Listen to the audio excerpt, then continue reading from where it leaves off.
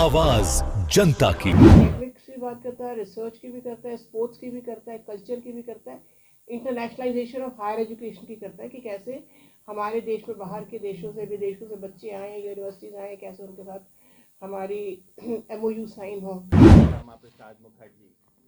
The AIU convenes 5 zonal conferences and 1 national conference. Such academic Bihar में शिक्षा को बढ़ावा को लेकर लगातार बिहार सरकार कार्य कर रही है और इसे देखते हुए ही पूर्वी जोन के वाइस चांसलर्स का 2 दिवसीय यहां बैठक होना है और उसे देखते हुए एआईयू ने सीधे तौर पर कहा है कि ये एक बैठक बड़ी महत्वपूर्ण होगी, चूँकि 70 जो है जगह के यहाँ पे वाइस चांसलर्स ही इसमें शामिल होंगे। क्या कुछ कह रहे हैं एआईयू के अध्यक्ष और अधिकारी, जरा सुनिए। यूनिवर्सिटी भारतीय विश्वविद्यालय संघ दुनिया का सबसे बड़ा संघ है, जो कि विश्वविद्यालयों का संघ है। करीब 1200 यूनिवर्सिटीज़ इंडिया से भी, इंडिया से बाहर से भी इसकी मेंबर्स हैं। और 100 साल पुराना, जैसा कि इन्होंने बताया कि इसकी लिगेसी इस बात से पता चलती है कि Sarvepalli doctor Radha Krishnan, doctor Shyama Prasad Mukherjee, doctor Zakir Hussain, doctor Hansa Mehta, इस तरह के दिग्गज लोग इसके प्रेसिडेंट रहे हैं।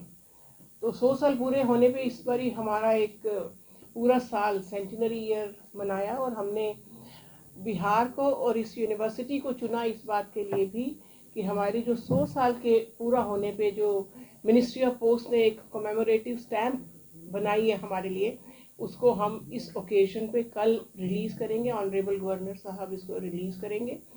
और ये जो कॉन्फ्रेंस है, उससे पहले एआईयू का बता दें कि एआईयू 100 साल पुराना है और सबसे बड़ा ऑर्गेनाइजेशन है, सेकंड ओल्डेस्ट एसोसिएशन है।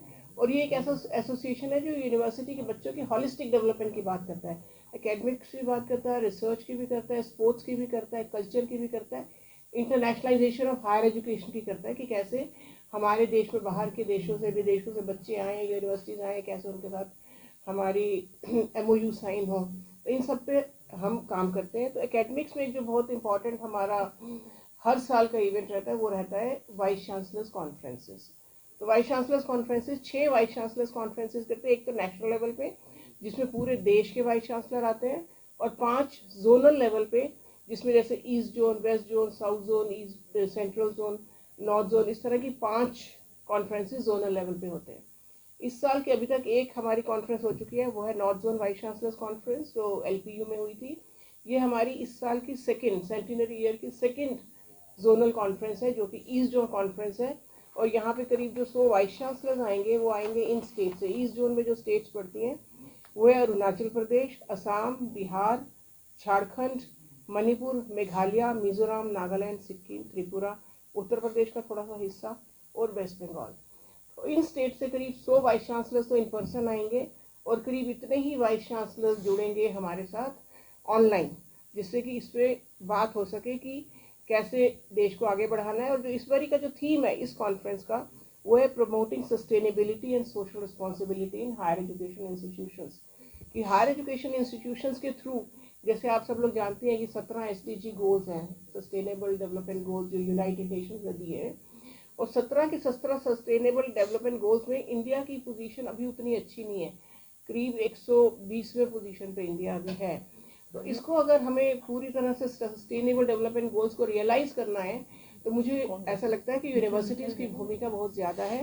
रादर यूनिवर्सिटीज़ की भूमिका के बिना सस्टेनेबल डेवलपमेंट गोल्स अचीव ही नहीं हो सकते। तो इसलिए हमने ये कॉन्फ्रेंस इस बात पे की है कि कैसे यूनिवर्सिटीज़ हेल्प करेंगी पूरे देश के लिए सस्टेनेबल डेवलपमेंट गोल्स को अचीव करने में। और मतलब चाहे वो एकेडमिक्स में करिकुलम के माध्यम से हो, चाहे अवेयरनेस के माध्यम से हो, चाहे रिसर्च के माध्यम से हो, चाहे इम्पैक्ट स्टडीज़ के माध्यम से हो। तो बहुत सारे तरीके हैं जिससे यूनिवर्सिटी इसमें कंट्रीब्यूट कर सकती हैं। दूसरा, यूनिवर्सिटी सोशल रिस्पॉन्सिबिलिटी। हमारे देश में कहीं भी कोई भी यूनिवर्सिटी बनती है तो उससे ये उम्मीद की जाती है कि उस यूनिवर्सिटी के बनने से उस यूनिवर्सिटी के आसपास की पूरी सोसाइटी का डेवलपमेंट होगा। और शुरू में जब पहली यूनिवर्सिटी बनी थी, फॉर्चुनेटली वो इंडिया में बनी थी, नालंदा यूनिवर्सिटी, तो वहाँ भी ये था कि यूनिवर्सिटी की वजह से आसपास की सारी सोसाइटी का डेवलप होगा। पर धीरे धीरे यूनिवर्सिटीज़ अपने इस मैंडेट को भूलती चली गई, और सोसाइटी और यूनिवर्सिटीज़ 2 अलग अलग मतलब साइलोज में काम करने लगी। तो हमारी इस कॉन्फ्रेंस के माध्यम से हम ये चाहते हैं कि वो ब्रिज दोबारा से बने और यूनिवर्सिटी सोसाइटी के लिए काम करें, और यूनिवर्सिटी सोसाइटी के लिए कैसे काम कर सकती हैं, यूनिवर्सिटी कैसे कम्युनिटी डेवलपमेंट में हेल्प कर सकती हैं, सोसाइटल डेवलपमेंट में हेल्प कर सकती हैं। जो स्वदेशी का नारा माननीय प्रधानमंत्री जी ने दिया है उसको कैसे हम पूरा कर सकते हैं यूनिवर्सिटीज़ के माध्यम से, इन सब पे बहुत विस्तृत चर्चा होगी। और एक स्पेशल सेशन जो रखा है पटना यूनिवर्सिटी वाइस चांसलर साहब ने खुद उस सेशन को रखा है स्टेम सेल टेक्नोलॉजी, क्योंकि इस विषय में पटना यूनिवर्सिटी बहुत अच्छा, ये आर्यभट्टा यूनिवर्सिटी बहुत अच्छा काम कर रही है। तो स्टेम सेल टेक्नोलॉजी पे एक स्पेशल सेशन होगा कि स्टेम सेल टेक्नोलॉजी को कैसे आगे बढ़ाया जाए। तो 3 सेशन है इसमें रिसर्च। तो सुना आपने, सीधे तौर पर यह कहा गया कि ये एक बड़ा मंथन जो है वो किया जाएगा, क्योंकि इस मंच पर 70 से अधिक जगहों के वाइस चांसलर्स मौजूद होंगे और इसका उद्घाटन बिहार के राज्यपाल और उप मुख्यमंत्री सम्राट चौधरी करेंगे। Sanjay Kumar, news PR Patna.